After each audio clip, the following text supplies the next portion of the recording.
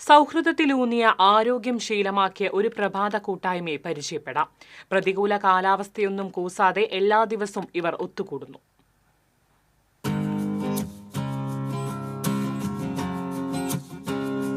കൊടുങ്ങല്ലൂരിലെ Eriyad Keralavarma higher secondary school ground കേന്ദ്രീകരിച്ച് പ്രവർത്തിക്കുന്ന sports and cultural ക്ലബ്ബിൽ 50-ലധികം അംഗങ്ങളുണ്ട്.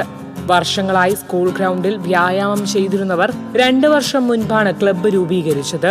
സമൂഹത്തിന്റെ നാനാ തുറകളിലുള്ളവർ ക്ലബ്ബിൽ അംഗങ്ങളാണ്. ദേശീയ സംസ്ഥാന കായിക താരമായ സതീഷ് ബാബുവാണ് പരിശീലകൻ.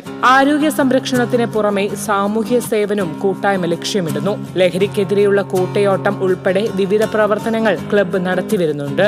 കായിക വിനോദമാണ് ലഹരി എന്ന മുദ്രാവാക്യം ഉയർത്തിപ്പിടിച്ചുകൊണ്ട് ഒരു കൂട്ടയോട്ടം സംഘടിപ്പിച്ചിട്ടുണ്ടായിരുന്നു.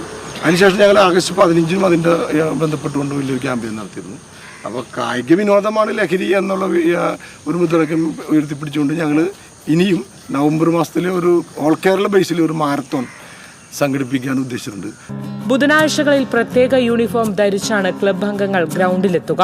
അംഗങ്ങളിൽ പലരും വിവിധ കായിക മത്സരങ്ങളിൽ പങ്കാളികളാകാറുണ്ട്. ക്ലബ്ബ് അംഗവും വിദ്യാർത്ഥിനിയുമായ സോന ജില്ലാതല മത്സരങ്ങളിൽ വിജയിയാണ്. ക്ലബ്ബ് പ്രസിഡന്റും മുൻ പഞ്ചായത്ത് പ്രസിഡന്റുമായ EV Ramesan, secretary Amanu Rahman, treasurer Sunil Kumar എന്നിവരാണ് നേതൃതലത്തിലുള്ളത്.